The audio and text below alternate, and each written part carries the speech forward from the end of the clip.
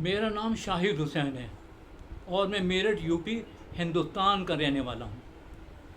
فی زمانہ پڑھنے کا رواج تقریباً ختم ہو گیا ہے اور موبائل نے تو سارا معاملہ تلپٹ کر کے رکھ دیا ہے۔ مشتاق احمد یوسفی کی زرگزشت 328 صفحات پر مشتمل ہے، جس کے مطالعے کے لیے جگر چاہیے۔ اس طرح میں نے سوچا کہ اس کتاب سے اقتباسات سامعین کی نظر کر دوں۔ اگرچہ اس میں ربط تو نہیں ہے، لیکن سامعین کو ضبط سے کام لینا پڑے گا۔ کیا کریں، مجبوری حائل ہے۔ البتہ مجھے یقین کامل ہے کہ سامعین ان کو سن کر لوٹ پوٹ ہو جائیں گے، کیونکہ صاحب تصنیف کے قلم کی کاٹ بڑی گہری ہے۔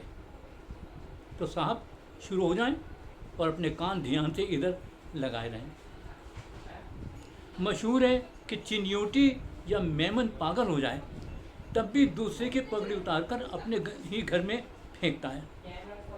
پیدا کہاں ہے ایسے پراگنڈا تبالو۔ اورنگزیب عالمگیر نے راجپوت سرداروں کے ایک جیش کو ایک دور دراز مہم پر بھیجا تھا۔ جگ بیت گئے، چاندنی راتیں آئیں اور اپنی چاندنی لٹا کے گزر گئیں۔ کتنے ہی ساون آئے اور نین کٹوروں کو چھلکا کر چلے گئے، پر وہ نہ لوٹے۔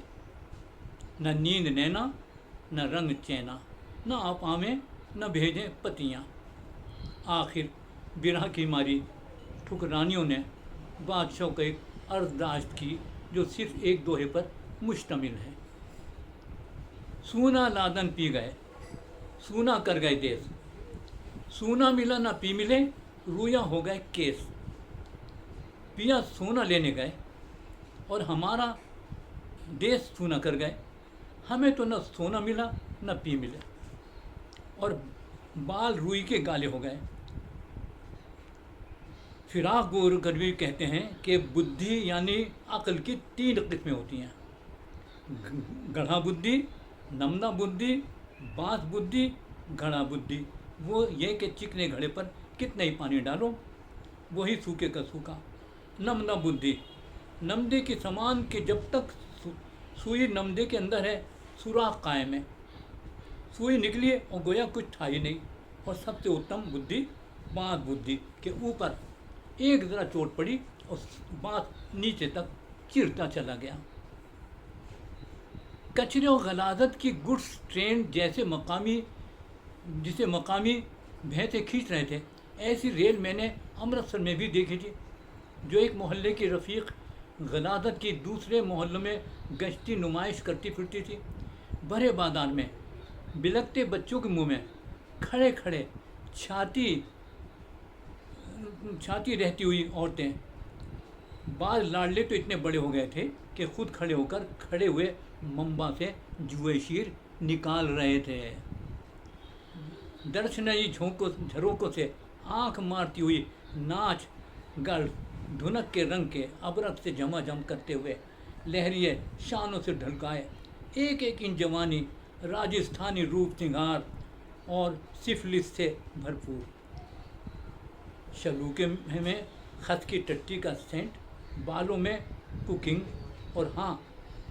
آئل، اور ہاں مجھے سب یاد ہے، تمہارے ہوم ٹاؤن میں ہر چوراہے پر مرحوم بزرگوں کے نام پر چھوڑے ہوئے مقدس سانڈ اپنے فرائض منصبی انجام دیتے پھرتے ہیں۔ پریسلے نے لکھا ہے کہ جے پور سے زیادہ صاف سڑکیں میں نے دنیا میں کہیں نہیں دیکھی۔ وجہ یہ ہے کہ گوبر اور لیس زمین پر گرنے سے پہلے ہی اچھوت عورتیں کیچ لے لیتی ہیں۔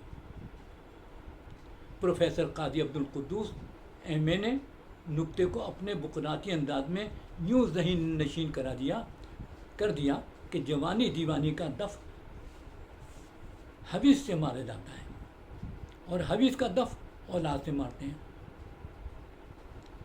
میر محفل کا پورا نام سیکنڈ لیفٹیننٹ نواب محمد عمر مجاہد نحاس پانا کنجو تھا۔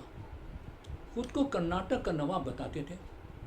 حیدرآبادی اردو میٹھے مدراسی لہجے میں بڑے فراٹے سے بولتے تھے، قاف کا تلفظ خے کرتے تھے۔ کمسین حسین کو قمری اور خمری کو خمری کہتے تھے۔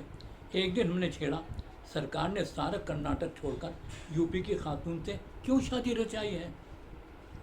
کھٹا سالن، املی چاول اور بگھارے بیگن کھاتے کھاتے دانت عمل ہو گئے تھے۔ اتفاق سے ملاقات ہو گئی۔ سلیقہ مند خاندانی خمری لکھنوی خورمہ پکانے میں طاق، قبول صورت، امور خانہ داری کے خامدے اور قانون سے واقف، اور کیا چاہیے؟ مگر آپ بھی تو مارواڑی رانگڑ ہیں، آپ نے اہل زبان سے کیوں نکاح کیا؟ ہم نے تو گستاخی میں تو اردو زبان سے اپنی جھجک نکالنے کے لیے کی تھی۔ بینک میں کنجو شہزادہ گلفام کہلاتے تھے، اکیرا بدن، سندلی رنگ، ناک اتنی لمبی اور نکیلی کہ اسے منگنی کی انگوٹھی پہنائی جا سکتی تھی، کان پر منت کی بالی کا رجھا ہوا سوراخ مرادی ہوں گے۔ ان کی خوشپوشی، جامہ زیبی اور بربادی میں نسوانی توجہات کو بڑا دخل تھا۔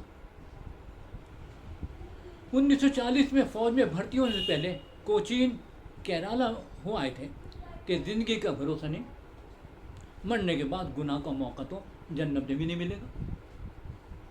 کہتے تھے کہ وہاں کوئی گرفتن شریف زادی اپنے سینوں اور پیٹ کو نہیں ڈھانکتی۔ اندھیرے اجالے کی کوئی عورت چولی پہنے ہوئے نظر آ جائے تو اس کا مطلب یہ ہے کہ بکاؤ مال ہے اور دعوت شباشی دے رہی ہے۔ بھلے گھرانوں میں وہ انگ جو روپ کی راجدھانی ہے، کپڑے کی صنعت کے مرہون منت نہیں ہوتے۔ بتا رہے تھے کہ مدراس کی عورتیں ساڑی کے نیچے پیٹی کوٹ نہیں پہنتی۔ مسٹر کنجو کہہ رہے تھے کہ وہ اپنے آبائی صوبے کے طوائف کے سوا کسی اور کی بے حرمتی نہیں کرتا، حالانکہ وہ بالکل کھنڈر ہو چکی ہے۔ ایک دن میں نے بہت طرح للچایا کہ ہیرا منڈی سے کچھ اد کچرا، کچھ اد کترا مال آیا ہے، اپن کے ساتھ جاپانی روڈ چلو۔ کہنے لگا نہیں، میں تو اس کے پاس جاؤں گا، اسی کے پاس جاؤں گا، اس نے میرے اچھے دن دیکھے۔ مثل مشہور ہے کہ مغل بادشاہ جس دشمن کو اپنے ہاتھ سے مارنا نہیں چاہتے تھے اسے حج پر روانہ کر دیتے، یا جھنڈا، گھوڑا، نقارہ اور خیلت مرحمت فرما کر دکن و بنگالہ فتح کرنے بھیج دیتے تھے۔ جمعے کے خطبے میں مولوی خیر الدین نے کیا کیا فضائل بیان کیے تھے۔ خان صاحب بولے، اس کی تو دو بیویاں ہیں۔ تیسری مولوائن چند روز ہوئے موت کے کنویں میں موٹر سائیکل چلانے والے کے ساتھ بھاگ گئی۔ اور کیا کیا فضائل بیان کیے تھے اس نے، شراب طہور، غور و حلمہ اور دیگر لذائذ کا ذکر فرمایا تھا، اور کہا تھا کہ جو مومن اپنی نظریں نیچے رکھے گا اور پاک دامن رہے گا اس کو بہشت میں اپنی بیوی حور کی شکل میں ملے گی۔ ختم۔